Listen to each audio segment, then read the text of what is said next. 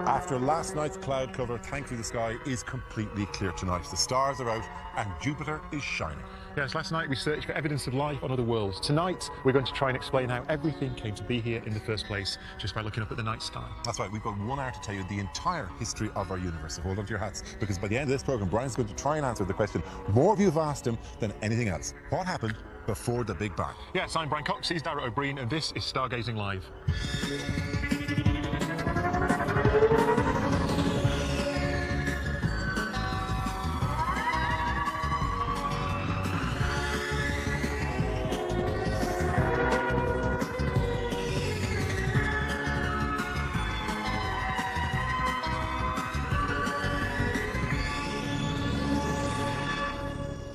Welcome back to Jodrell Bank. Yes, we were very unlucky with the weather last night. The minute we stopped the show, the clouds opened. Astronomy, it's all about timing. Yeah. This is the second night of stargazing. Thank you so much for all of your questions and photographs that you've already sent us. The sky's cleared and we have been inundated. Yeah, there are some incredible images that you've sent in.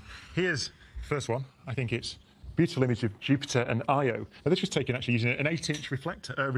So it's last night. So it's a beautiful image. And this one, from the Milky Way over Trusk Loch. Yes, on the goal, down your way. Fantastic. That's by Brendan Alexander, again taken last night. And finally, I think this is a beautiful picture. This is the Flame Nebula in Orion, wow. Which is it's an object that you can see. You see Betelgeuse in Orion, and then the star in the belt nearest to Betelgeuse is just below there. That's actually the star that lights up this nebula. And there's dark patches there, dust lanes across the glowing gas. So beautiful image. Fabulous stuff. We do want to see more of these, more questions, more photographs. We'll cover them in this show or in the later show that we do, Stargazing Back to Earth. Email them to us, stargazing@bbc.co.uk. Send them to us on Twitter, to our account @BBC Stargazing, or go to our website, bbc.co.uk/stargazing, where you find details of over 500 Stargazing live events taking place all over the country, and where cosmologist Ed Copeland is waiting to join in with our live web chat as well. I bet you say that in your sleep, don't you? Do we do you the like web that? desk, Please send in some emails. bbc.co.uk. Anyway, tonight we're going to try and take you on a tour of the history of everything. Now, take a look at this image. This was taken by the Hubble telescope, so the telescope in orbit around the Earth. And in this image, there are some of the most distant galaxies we've ever seen. In particular, the interesting one is this one. So it's got an 11.9 next to it. You can't see it there, very, very faint. But this is an image of that galaxy. Now, that is 13.35 billion light years away from Earth. That means that light has taken 13.35 billion years to travel from that into the Hubble Space Telescope. The universe, as we'll find out later, is only 13.75 plus or minus 0.1 billion years old. A spectacular measurement in itself. So that light has been travelling throughout the entire history of the universe, pretty much. You've seen a galaxy there that formed only a few 100 million years or so after the Big Bang. See, what we see is a snapshot of what that star galaxy was like at the moment its light left on the long journey to us. Let's cross over to Mark in our dark field for a couple of other examples of what you can see. Hey guys, it's great to be back here again with the Liverpool Astronomy Society. Say hello, gang. Well, I think they're quite cheery because we've got clear skies at the moment. It's a bit patchy, it keeps coming and going, so it's a little bit frustrating, but it's staying clear. Earlier this evening, we did manage to get some footage of the Pleiades star cluster. Now, that's otherwise known as the Seven Sisters, and it's 2.6 quadrillion, which is 1,000,000 billion miles away, which means it takes its light 440 years to get to us. Now, there are about 6,000 stars that you can see with the eye from Earth, and of course most of those are in the Milky Way. There are a couple of objects which you can see which aren't in the Milky Way, so it's the Andromeda Galaxy, and we have got a live image now through one of our telescopes of the galaxy, and it's an object which is 15 quintillion, which is 1 billion miles away. Now, that means that the light's been travelling for 2.5 million years to get to us, so the image you're seeing is just under 3 million years old. Now, that means if you turn it around on its head, of course, if anybody's on a planet inside the Andromeda Galaxy looking back on us, then they're seeing us as our ancestors were starting to walk on 2 legs, which is really quite a crazy concept. Great objects to look at, so try and get a look at them if you can, but for now, back to you guys in the studio. Thanks, Mark. Do you understand those? I know quintillion, I've never heard that. Quintillion, yeah, it's million. I'm taking a guess that I should have put the brakes on 1 million ago there, but I think it's around that. It's about 10 to the 10 or something. 10 proper language. Anyway, so the deeper into space you can see, the further back in time you're looking. But it isn't just telescopes down here that give us an insight into our past. A lot of our greatest questions have been answered by sending incredibly complex instruments into space. And many of the most sophisticated were built in the very room where Liz Bonin is now. Hi guys, welcome back to NASA's Jet Propulsion Laboratory here in California. This is High Bay 1, the JPL clean room where they built Voyager, where they built the Galileo orbiter, and also the Mars Curiosity rover that we saw last night. Not only that, but this is the room where the wide field planetary camera of the Hubble telescope was built, the camera that's given us the deepest view into our universe to date. Now tonight I'm going to find out how that camera has just improved on that image, and I'm also going to show you Hubble's successor, the biggest space telescope ever built. Come back to me soon. So the telescopes in space, the radio telescopes here, the optical telescopes you have at home, they all look for light, but they just look for different types of light. The light we see is only a tiny proportion of the light that exists in the universe. Yeah, and I'm going to expand on that idea in the old-fashioned way with a piece of chalk and a blackboard. So visible light, well, light, first you need to know, is an electromagnetic wave. It's a wave. It has a wavelength. It's a distance from peak to peak. The visible light has a wavelength of about 500 nanometers, which is, what, 500,000 millionths of a meter, so a very small wavelength. So that's visible. That's what our eyes can see. If you go to longer wavelengths, then first you move to what's called infrared light, infrared radiation. We can't see that, we can feel it. You feel it as heat. Go further to even longer wavelengths, and we go through microwaves, which have a wavelength of what, about 5 centimetres or so, the thing your microwave oven uses, and then on into the radio part of the spectrum. Jodrell, at the moment, the Lovell telescope, is detecting wavelengths of around 20 centimetres. We can have radio waves all the way out to hundreds of metres, even kilometres in wavelength. Go to the other end of the electromagnetic spectrum, the wavelengths start getting shorter and shorter and shorter. Beyond the visible, there's ultraviolet. That's the stuff that you can't see but gives you a suntan. Shorter wavelengths still, we get out to X-rays, which pass through, for example, your skin, which is why you can see your bones with an X-ray. And then finally, to what we call gamma radiation, this high-energy, low-wavelength radiation at the far end of the electromagnetic spectrum. And while the telescope you'd be most used to here would obviously be an optical telescope, which takes in light, the light we can see through our eyes, different telescopes have been designed to cover all parts of that spectrum. And we have images from them here, for example, from the Fermi Gamma Ray Telescope. That's Novus Cygni, which is a constellation in Cygnus, and it's a powerful eruption. It's equivalent to 1,000 times the energy emitted by the sun. Yeah, and this is why you're seeing super high-energy photons, as it were, very short wavelengths there. The Chandra is an X-ray telescope. That would be another star cluster, I presume, there. The Hubble is actually an optical light telescope. Yeah. These are the pillars of creation. Giant clouds of dust. Yeah, and one of the things that's interesting is that, you see, the Hubble telescope's in orbit because visible light is one of the few pieces of the electromagnetic spectrum that's affected by our atmosphere. So turbulence in the atmosphere, clouds, of course, radio waves go straight through, which is why the Lovell can observe under cloud, which is why it works in Manchester. Yeah, so we don't actually have to put all telescopes up into space to be better. And then, of course, we've got other ones. We have microwave telescopes. This is from the Planck microwave telescope. This is a particularly good one. I like this one. This is an infrared image of the Eye of Sauron, also known as the Helix Nebula. What is that? It is very beautiful. It's a material coming off a dying star. And in there, as we'll see later, actually, the elements of life have been spread out into the universe. Absolutely beautiful picture. Collectively, these telescopes have allowed us to piece together the grand story of our universe. But first, before we tell the story, we need to try and give you a sense of timescale. When did everything start, and how long will it last? The professor here takes a boat journey to try to explain our best theories.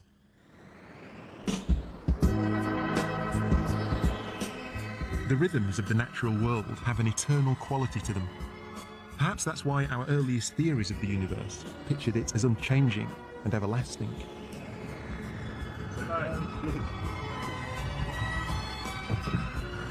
But over the last century, that picture has been transformed.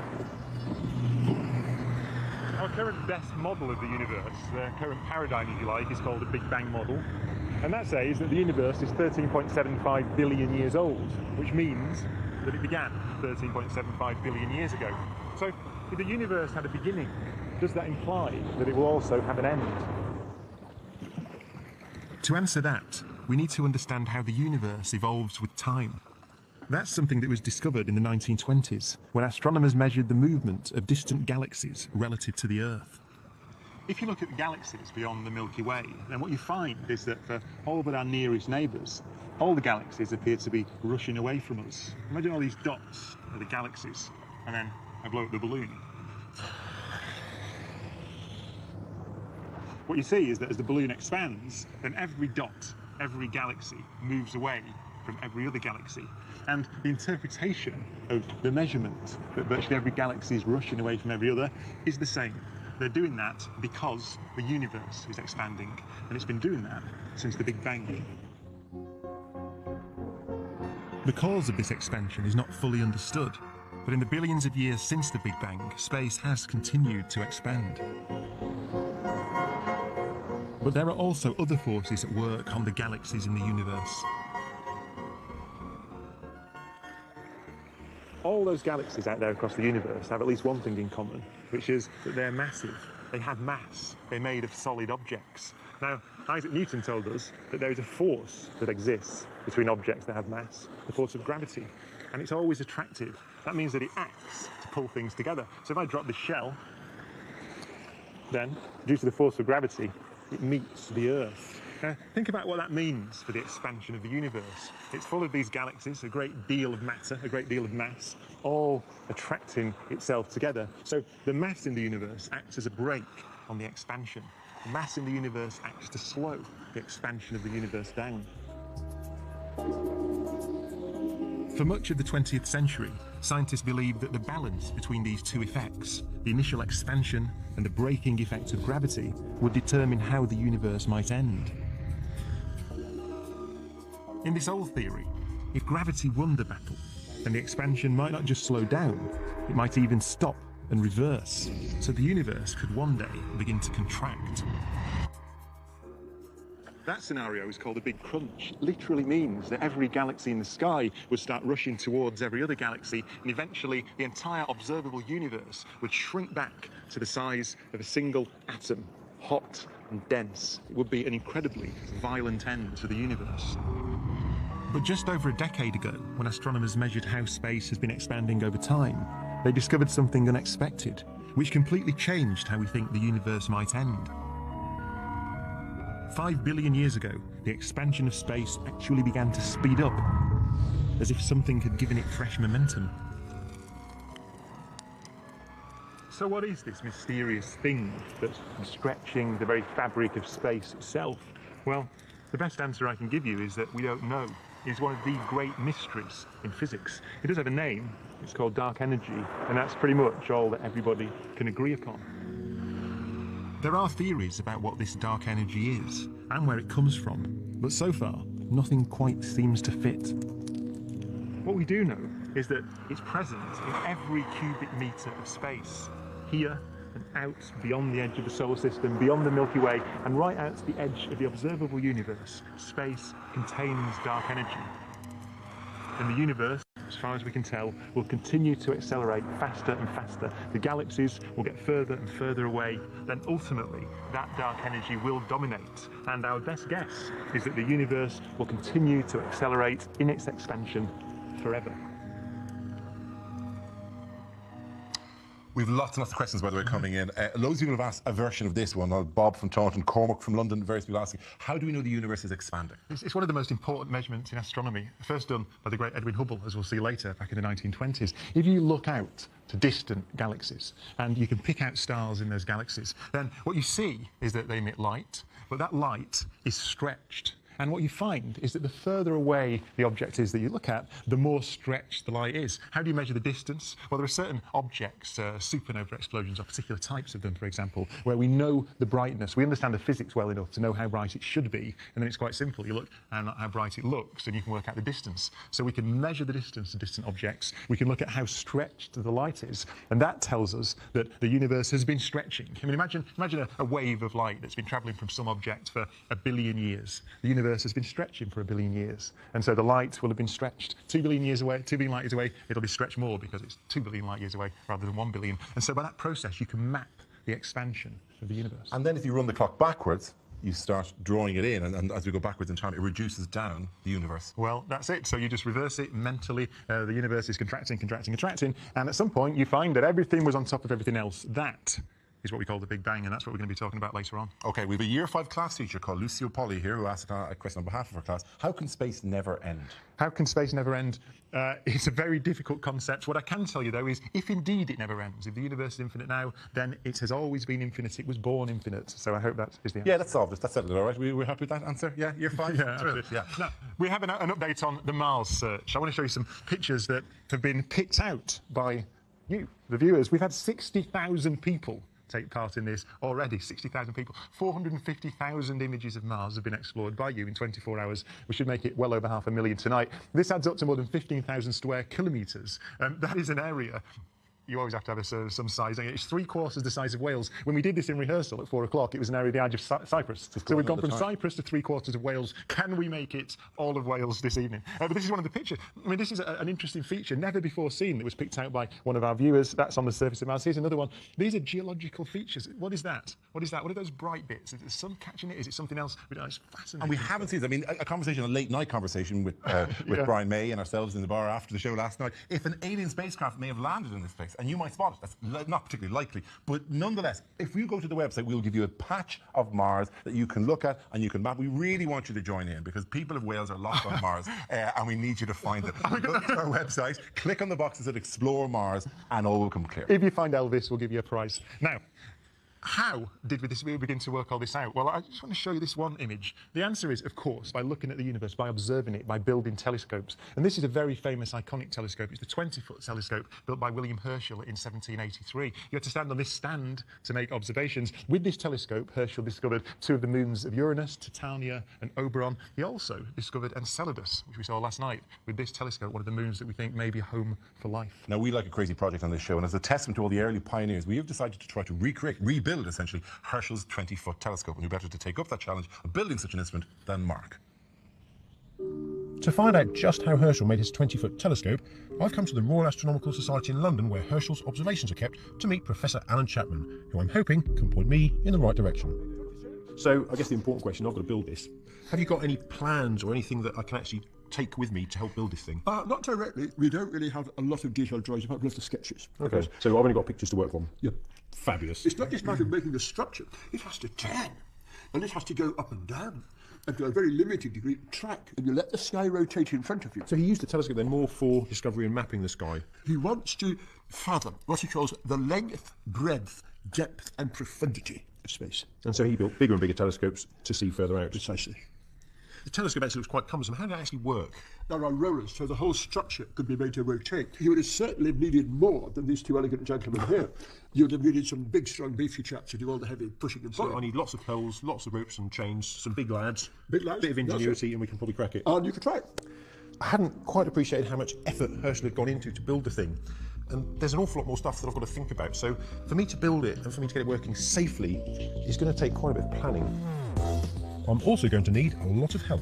So I come to the University of Derby, who have agreed to house the telescope, to meet the crack team who are going to help to make this happen. So hopefully I can see what Herschel saw. Structural engineer Mark Poole is going to lead the design, whilst the university staff and the local astronomy society are going to run and manage it after it's built. And they have a few tough questions. It looks as though it's originally in wood.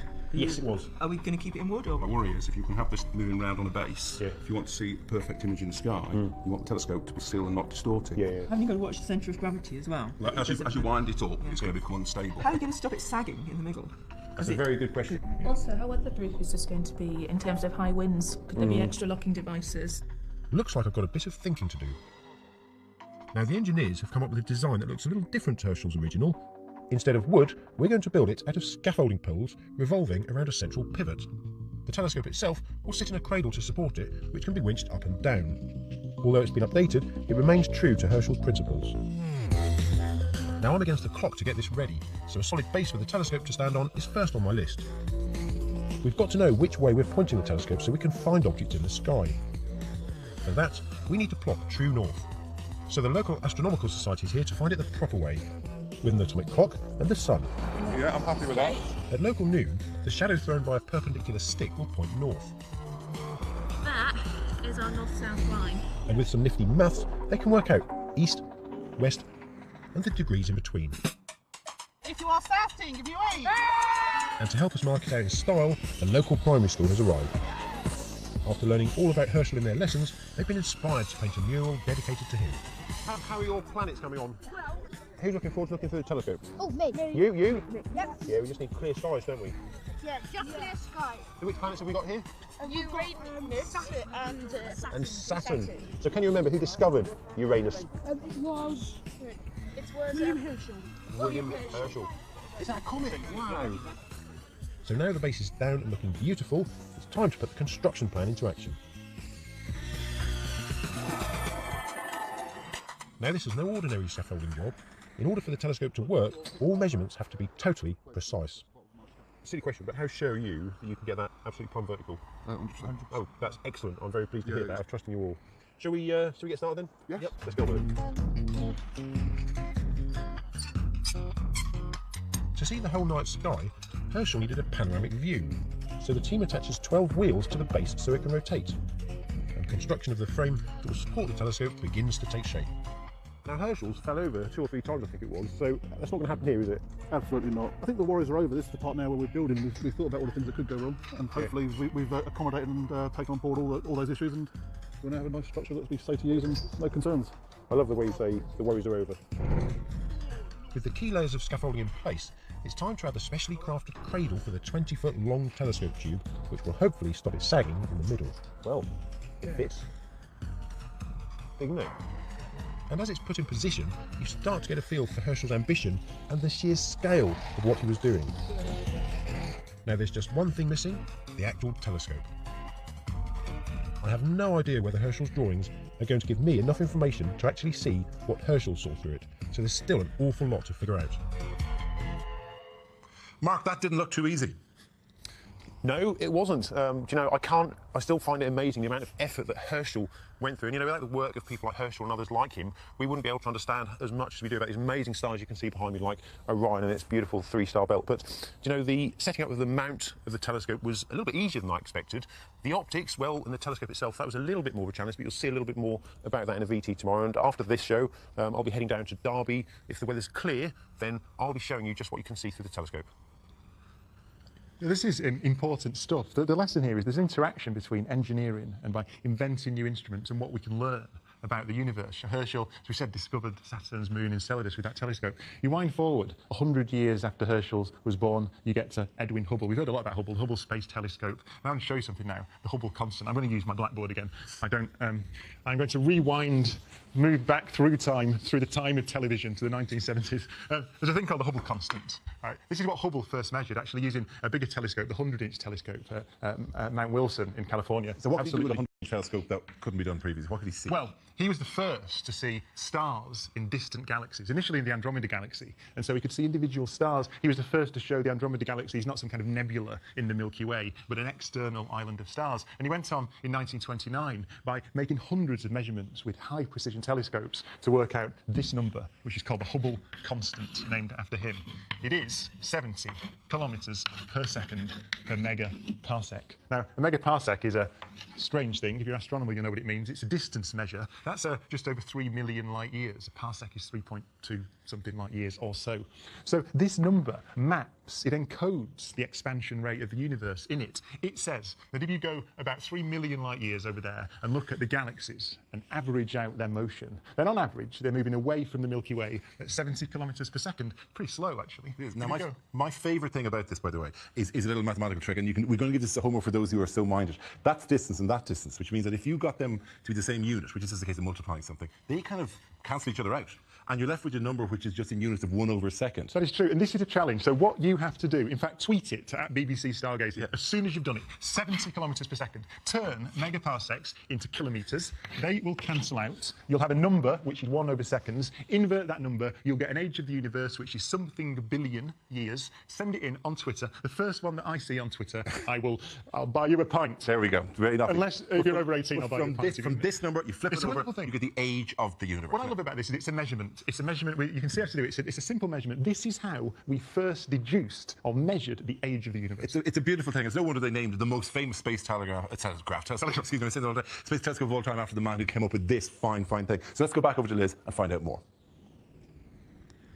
Thanks very much, Dara. Welcome back to JPL and the Operations Centre for NASA's Deep Space Network. It's from here that NASA communicates with many of its space telescopes, the best windows on the universe that we have. And if you want to look at the farthest reaches of our universe, you've got to be able to observe it from beyond the distortion of our atmosphere. That's why you need a telescope based in space. And probably the most famous of those has to be Hubble's images of the very early stars and galaxies. Now, Professor Richard Ellis from Caltech has been working with Hubble and has joined us now. Thanks very much for joining us.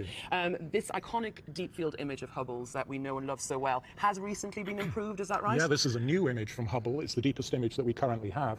And we're looking back 97% of the way back to the Big Bang. So this is pretty amazing. Yeah. And the 7 objects highlighted here in color are the most distant galaxies currently known, discovered from this image. And the one on the left there in red is the most distant object that we currently have seen. And it's being seen 380 million years after the Big Bang. Incredible. So we're seeing the universe in its infancy. We really are. And can we now say these are the earliest galaxies? That's it? No. We already know from the colors of these stars in these galaxies that the stars have got chemical elements in them that have been enriched within the galaxies themselves. So there are even earlier galaxies beyond the depth of this image. Okay. Now, Hubble has probably looked back as far as it can, but we now know that there are earlier objects. So it set the stage for further exploration of even earlier objects with more powerful facilities. We need a bigger telescope. And in a bid to uncover those earlier galaxies and even the stars that came together to form them, NASA is currently building Hubble's successor. And I was lucky enough to be invited to the Goddard Space Flight Center to check out the latest stages of its construction. And then I go, The plan here is to look as far back as 13.5 billion years ago to solve the mystery of how the very first stars were formed. Stars that were the basis for everything else that's happened in the universe since and are believed to have been enormous, 300 times the mass of our sun. No one's ever seen them, but a telescope here is planning to change all that. These are the plans for NASA's most formidable time machine yet conceived. Called the James Webb Telescope, its 6.5-meter diameter mirror will let it see objects far fainter than Hubble can. It'll be the biggest telescope ever sent into space. And they've been busy building it for a decade. The mirror is too large to fly into space on any of today's rockets, so they've designed it to fold up into 3 sections. Each of the 18 mirror segments are precision-made from beryllium and coated in pure gold. And today, 2 more are just arriving.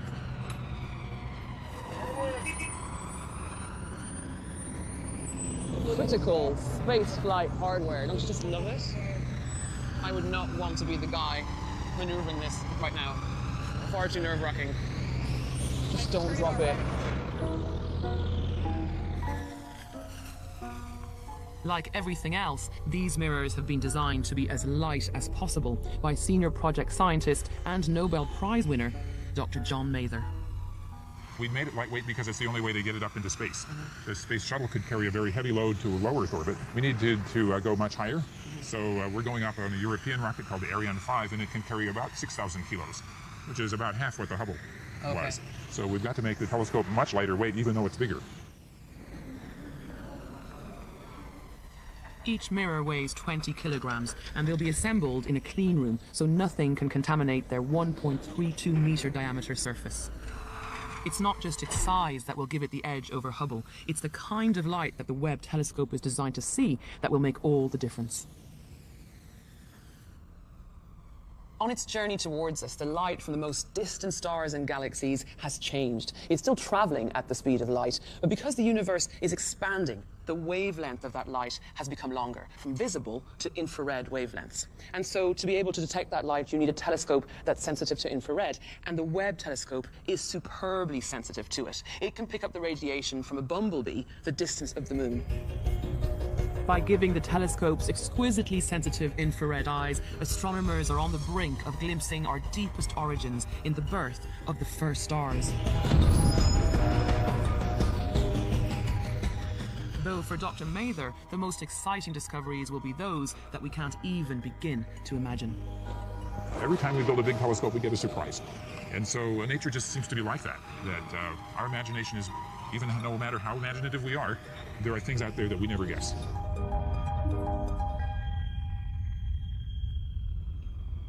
Richard, you've been working on this area all your life. How important is it that we find those very earliest stars? Oh, it's very important. This moment when the universe was bathed in light for the first time we call cosmic dawn. And locating this moment is really an important landmark in the history of the universe. And so figuring out when it happened is crucial. And what are the implications if Webb actually does find those stars? Once we know when this moment is, then we can start to come backwards to the present day and start to piece together how stars enriched the galaxies with the chemical elements, how the galaxies grew in size up to the majestic system atoms that we see around us today. And how does your research follow on? You know, if we find the stars, what happens next? Oh, there's a lot more to do. We Yeah. have to understand the physics of what's going on and how galaxies grow and assemble. Huge You're amount not work out of to a job just yet, Richard. Unfortunately not. Thank you for joining us. Join me later when I find out about some other NASA missions that are helping us to understand star evolution in much greater detail. See you in a bit.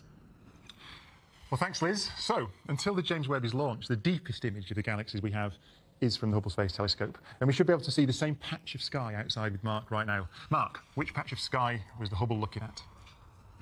Well, it was in a position in the constellation of Fornax, which is almost directly behind my head, due south, but it's just below the trees, 10 degrees above the southern horizon. We've got a video that shows what it would be like if you were to take a journey in that direction towards the Hubble Deep Field portion of the sky. Now, the image took around 10 years to produce, and the final image was actually a combination of about 2,000 individual images. Quite stunning. It is a stunning image, but whilst we can see back to the formations of the first galaxies and stars, we can't see all the way back to the first moments of the Big Bang, because it took light a while to get going in the early universe. Yeah, if you look at the early universe, imagine it. Imagine when every galaxy you can see in the night sky now, the whole lot of the universe was crammed into something the size of your head, for example. That's large enough now, to be honest. Yeah. But very dense. Yes. So, and then the universe has expanded and cooled ever since. So the universe gets less and less dense and cooler. At a point around 400,000 years after the Big Bang, the universe had cooled down so much that electrons were able to go into orbit around the nucleus of atomic nuclei for the first time to form atoms. At that point, the universe became transparent to light. Light could travel through the universe unimpeded, and we can take an image. We can see that light now travelling from that place all those light years away. We've taken a picture of that image, and it is this very famous image. It's called the cosmic microwave background. Now, one of the scientists working hard to analyse this cosmic microwave background image is Joe Dunkley from Oxford University. Joe, this is the first light in the universe. Is that what we're seeing there? That's right. This is a map of part of the universe when it was only 400,000 years old. So in universe terms, that is a baby. It's the earliest light we can see. It was taken by a NASA probe called WMAP, which measured this faint glow of light that bathed us in all directions, microwave light, that's been travelling to us for about 14 billion years. And what are we seeing here? Because it looks like there's a lot of differences here. There's a lot of features in this. That's right. So the colour on this map tells you its temperature. The temperature actually is almost the same everywhere, but with probes like WMAP, we've managed to tease out these tiny variations across the sky. And so where you see it's being red, it's ever so slightly hotter than average. Why ever so slightly? Ever so slightly. It's only about a millionth of a degree. Right. The light we're measuring here is really, really cold. It's about minus 270 degrees. And then we're measuring tiny little variations, millionth of a degree on top of that. So the measurement is the temperature fluctuations. Yeah. What do those correspond to? Well, so they trace out, so you've got these ripples in temperature across the sky. They actually trace out tiny lumps and bumps in space. The space was almost completely smooth, but there were these tiny, weeny lumps and bumps. And they are actually the origins of all the stars and the galaxies that we see in the universe now. Right. We think they grew over millions of years until the lumps got big enough to form the very first stars. So this image, it's the entire sky. So in every direction you look. That's right, unwrapped onto a flat screen. Tiny variations, and we're looking at the seeds of the galaxies. So without these little fluctuations, we wouldn't exist. We wouldn't be here. That's right. But I believe there's another mission now, Planck, isn't it, which is up there at the moment taking data. That's right. That gives a more accurate picture. Yeah. So we've learned a lot from WMAP about what the universe is made of. But Planck, which is a European Space Agency mission, launched back in 2009.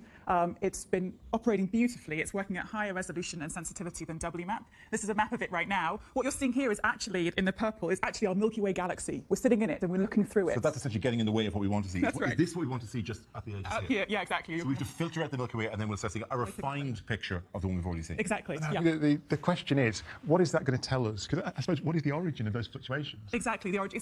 So we have this crazy idea about what happened in the first trillionth of a second of the universe to make those fluctuations. The first 1 trillion. 1 trillion, yeah.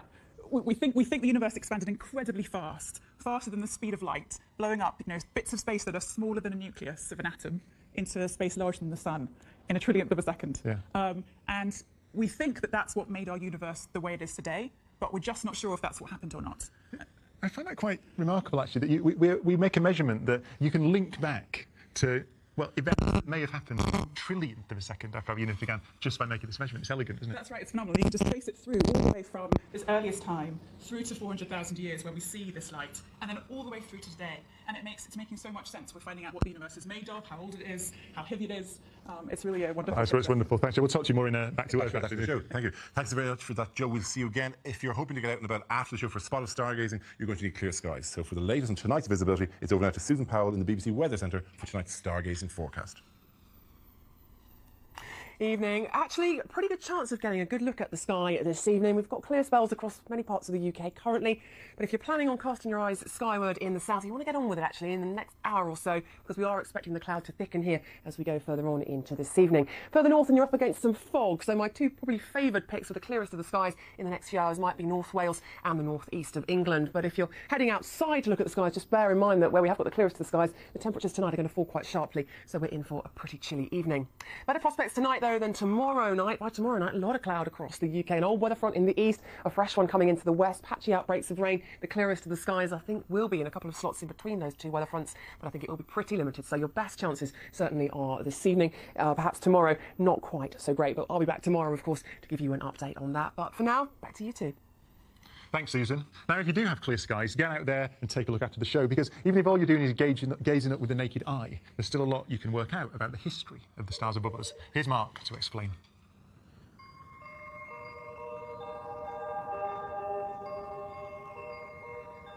On a clear, dark night, thousands of stars can be seen twinkling above our heads.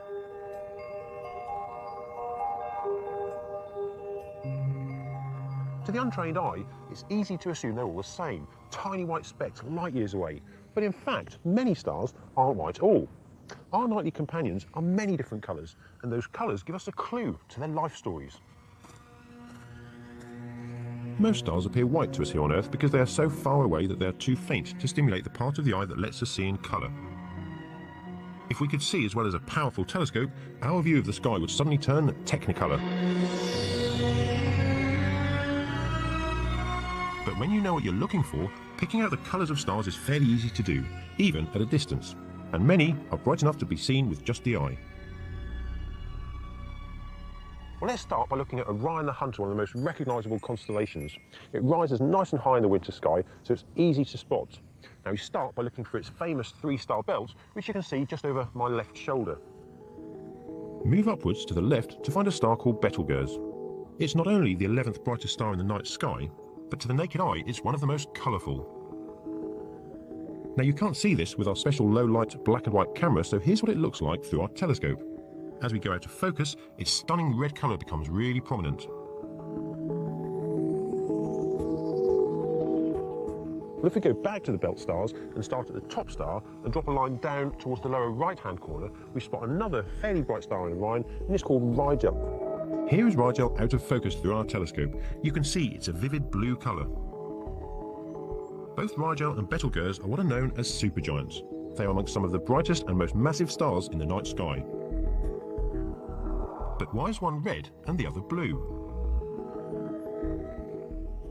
The colour of a star can tell us how hot its surface temperature is, but not in the way you might imagine.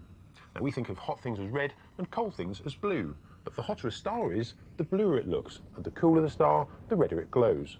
So Betelgeuse is actually colder than blue Rigel. Now, with a simple chart like this, we can actually tell how hot the stars are. So I'd say Rigel is actually a bit more of a blue star than a bluey white star, which means its temperature is at least 10,000 Kelvin, which means it's a burning furnace with phenomenal amounts of energy. Now, at the other end of the scale is Betelgeuse, which is a red star, and that shows us that it's less than 3,700 Kelvin, so it's much cooler. One of my favourite colourful objects to observe is a star called Almach in the constellation of Andromeda.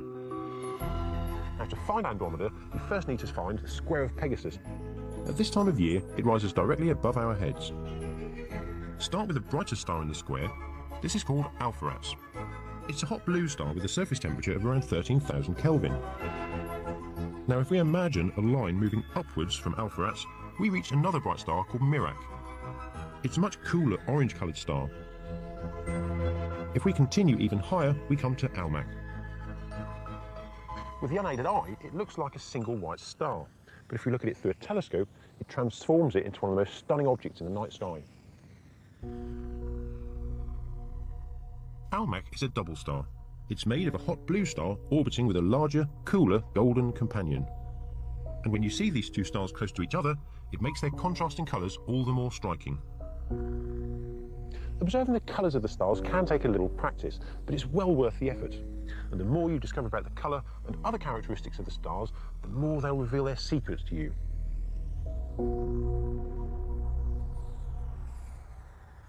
Well, I'm here with some of the younger members of the Liverpool Astronomy Society. Now, Joe, you've been into astronomy for a couple of years now. Do you remember the first time that you saw the colour in the stars? Yeah, it was a star and it was low on the horizon. It was just flickering from red to blue, and I know that's not the real colour of the star, but that's what started me on the road to learning about them. And they look really quite beautiful, don't they? Yeah. Now, Harriet, what did you think the first time you saw some colourful things in the sky? It was like really, really cool because I thought all stars were white, but then I realised that they're like kind of all different colours depending on their age and their temperature.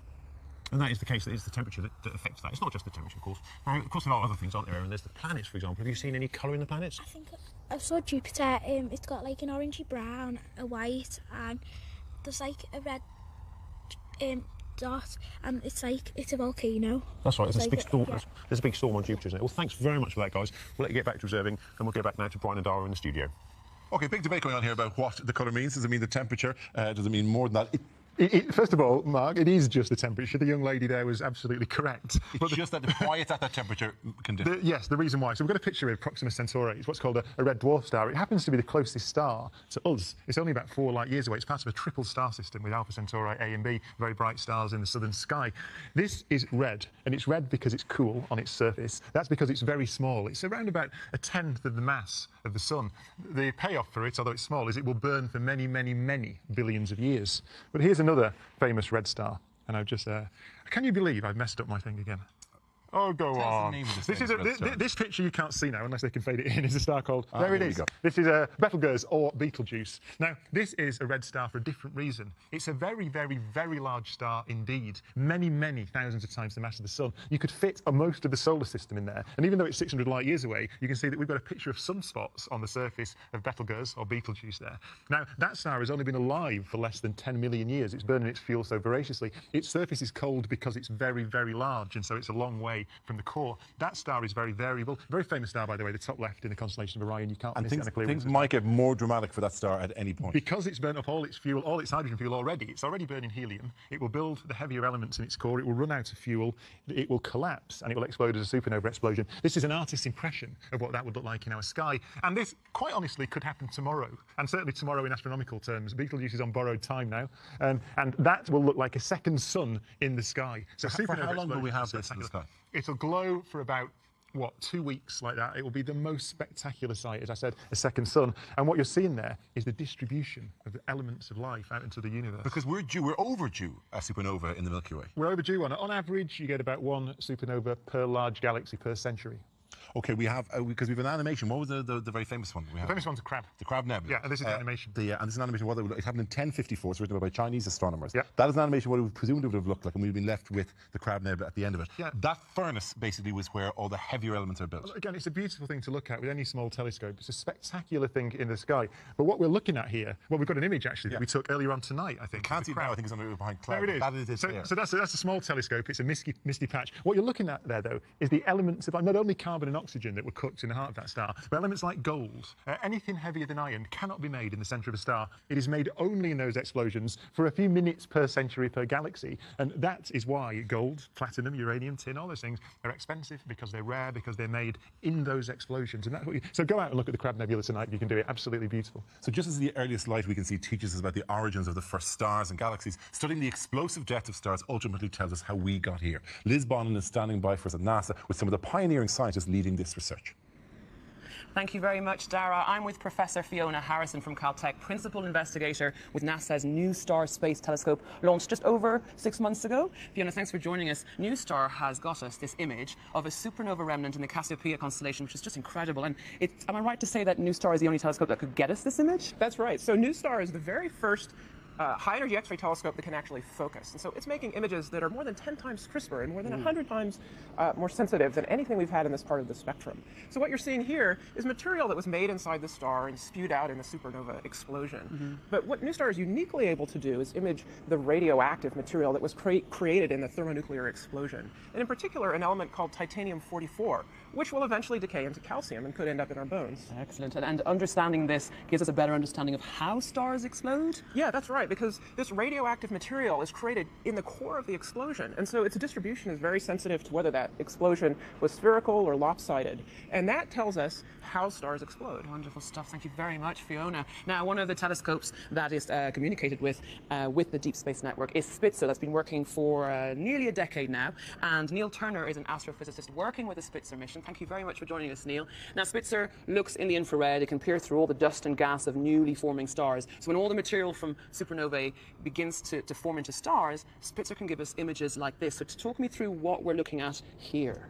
Well, we're seeing a heaving cauldron where gas and dust are being thrown back and forth by young stars. In particular, massive stars are forming here. You can see a bubble being blown here, and also here by the prodigious light and the winds coming out from these stars. Eventually, it's going to shred the cloud and stop star formation here. So you're learning a lot more about how that process actually comes about. And what about planets coming into formation around a star? Can Spitzer tell us more about that? Spitzer is great at seeing the gas and dust orbiting young stars because they're warmed by the starlight. Yeah. And so in particular, just yesterday, one of the teams announced that they had found actually a second asteroid belt around Vega, second brightest star in the northern night sky.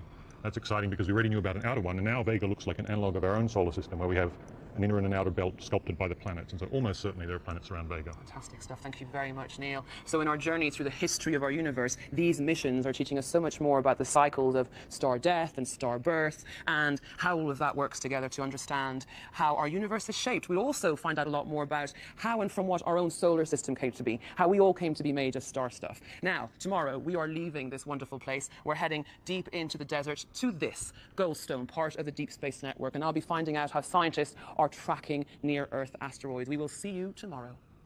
One quick bit of business, by the way. Thanks for your guesses on Twitter. No, the answer isn't 13.75. That is the actual age of the universe, but what we gave you is a bit of an approximation. Should have come out of 15 billion. You owe a pint to Guy Andrew Murray. Right. I'll see you in a pub. Okay, fine.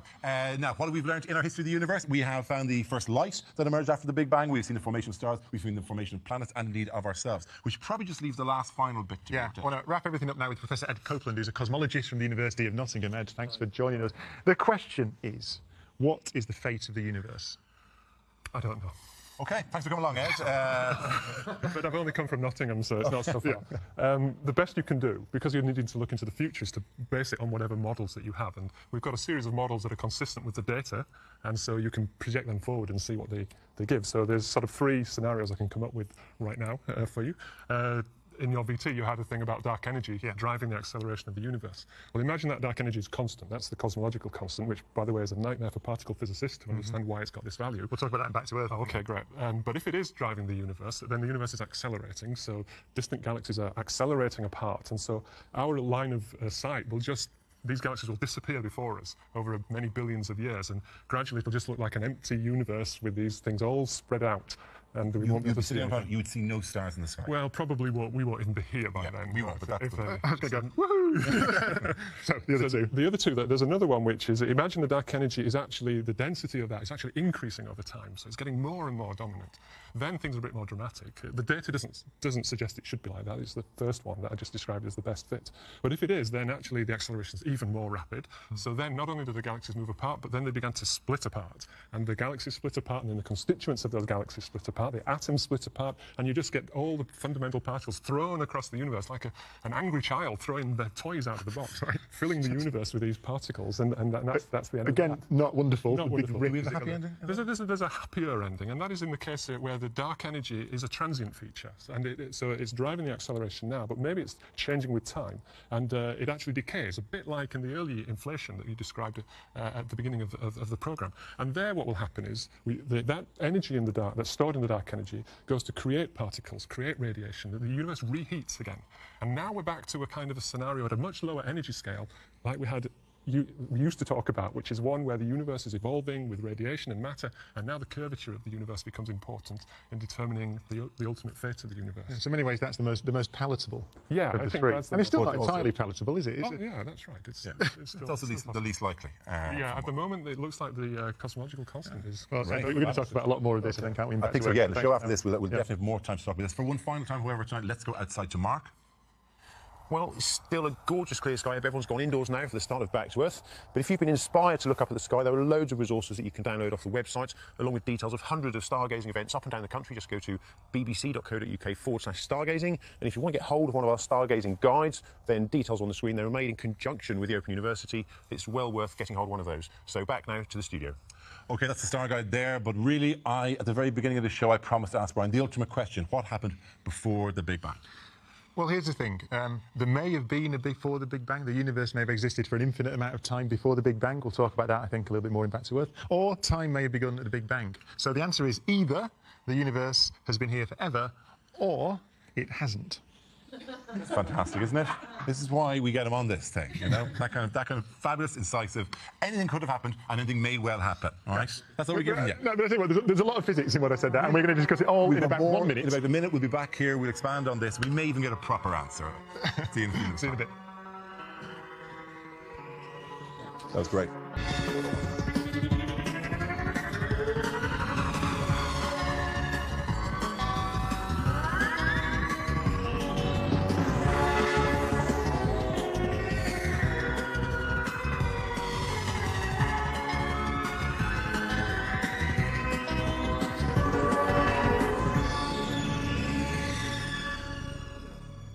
Deepest view into our universe to date. Now, tonight, I'm going to find out how that camera has just improved on that image, and I'm also going to show you Hubble's successor, the biggest space telescope ever built. Come back to me soon. So the telescopes in space, the radio telescopes here, the optical telescopes you have at home, they all look for light, but they just look for different types of light. The light we see is only a tiny proportion of the light that exists in the universe. Yeah, and I'm going to expand on that idea in the old-fashioned way with a piece of chalk and a blackboard. So, visible light. Well, light, first you need to know, is an electromagnetic wave. It's a wave. It has a wavelength. It's a distance from peak to peak. A visible light has a wavelength of about 500 nanometers, which is, what, 500,000 millionths of a meter. So a very small wavelength. So that's visible. That's what our eyes can see. If you go to longer wavelengths, then first you move to what's called infrared light, infrared radiation. We can't see that. We can feel it. You feel it as heat. Go further to even longer wavelengths, and we go through microwaves, which have a wavelength of what, about 5 centimetres or so, the thing your microwave oven uses, and then on into the radio part of the spectrum. Jodrell, at the moment, the Lovell telescope, is detecting wavelengths of around 20 centimetres. We can have radio waves all the way out to hundreds of metres, even kilometres in wavelength. Go to the other end of the electromagnetic spectrum, the wavelengths start getting shorter and shorter and shorter. Beyond the visible, there's ultraviolet. That's the stuff that you can't see but gives you a suntan. Shorter wavelengths still, we get out to X-rays, which pass through, for example, your skin, which is why you can see your bones with an X-ray. And then finally, to what we call gamma radiation, this high-energy, low-wavelength radiation at the far end of the electromagnetic spectrum. And while the telescope you'd be most used to here would obviously be an optical telescope, which takes in light, the light we can see through our eyes. After last night's cloud cover, thankfully the sky is completely clear tonight. The stars are out and Jupiter is shining. Yes, last night we searched for evidence of life on other worlds. Tonight, we're going to try and explain how everything came to be here in the first place, just by looking up at the night sky. That's right, we've got 1 hour to tell you the entire history of our universe. So hold on to your hats, because by the end of this programme, Brian's going to try and answer the question more of you have asked him than anything else. What happened before the Big Bang? Yes, I'm Brian Cox, he's Darragh O'Brien, and this is Stargazing Live.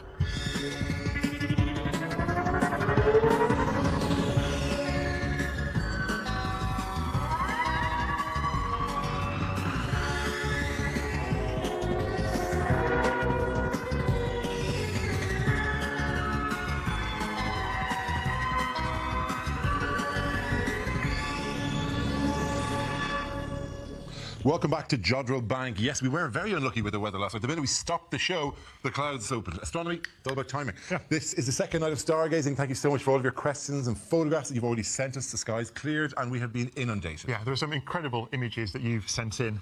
Here's the first one. I think it's a beautiful image of Jupiter and Io. Now, this was taken actually using an 8-inch refractor. So it's last night. So it's a beautiful image. And this one, from the Milky Way over Trusk Loch. Yes, on the Gulf, down your way. Fantastic. That's by Brendan Alexander, again taken last night. And finally, I think this is a beautiful picture. This is the Flame Nebula in Orion, which is it's an object that you can see. You see Betelgeuse in Orion, and then the star in the belt nearest to Betelgeuse is just below there. That's actually the star that lights up this nebula. And there's dark patches there, dust lanes across. Different telescopes have been designed to cover all parts of that spectrum, and we have images from them here, for example, from the Fermi Gamma Ray Telescope. That's Nova Cygni, which is a constellation in Cygnus, and it's a powerful eruption. It's equivalent to 1,000 times the energy emitted by the sun. Yeah, and this is why you're seeing super high energy photons, as it were, very short wavelengths there. The Chandra is an X-ray telescope. That would be another star cluster, I presume, there. The Hubble is actually an optical light telescope. These are the pillars of creation. Giant clouds of dust. Yeah, and one of the things that's interesting is that, you see, the Hubble telescope's in orbit because visible light is one of the few pieces of the electromagnetic spectrum that's affected by our atmosphere. So turbulence in the atmosphere, clouds, of course, radio waves go straight through, which is why the Lovell can observe under cloud, which is why it works in Manchester. Yes, so we don't actually have to put all telescopes up into space to be better. And then, of course, we've got other ones. We have microwave telescopes. This is from the Planck microwave telescope. This is a particularly good one. I like this one. This is an infrared image of the Eye of Sauron, also known as the Helix Nebula. What is that? It is very beautiful. It's a material coming off a dying star. And in there, as we'll see later, actually, the elements of life have been spread out into the universe. Absolutely beautiful picture. Collectively, these telescopes have allowed us to piece together the grand story of our universe. But first, before we tell the story, we need to try and give you a sense of timescale. When did everything start, and how long will it last? The professor here takes a boat journey to try to explain our best theories.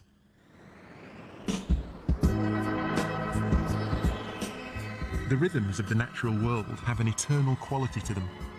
Perhaps that's why our earliest theories of the universe pictured it as unchanging and everlasting.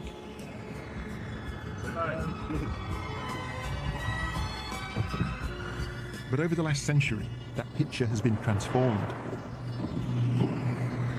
Our current best model of the universe is known as the Seven Sisters, and it's 2.6 quadrillion, which is 1,000,000 billion miles away, which means it takes its light 440 years to get to us. Now, there are about 6,000 stars that you can see with the eye from Earth, and of course most of those are in the Milky Way. There are a couple of objects which you can see which aren't in the Milky Way, so it's the Andromeda Galaxy, and we have got a live image now through one of our telescopes of the galaxy, and it's an object which is 15 quintillion, which is 1 billion miles away. Now, that means that the light's been travelling for 2.5 million years to get to us, so the image you're seeing is just under 3 million years old. Now, that means, if you turn it around on its head, of course, if anybody's on a planet inside the Andromeda Galaxy looking back on us, then they're seeing us as our ancestors were starting to walk on 2 legs, which is really quite a crazy concept. Great objects to look at, so try and get a look at them if you can, but for now, back to you guys in the studio. Thanks, Mark. Do you understand those? I know quintillion, I've never heard that. Quintillion, Quadrillion. Yeah, it's million.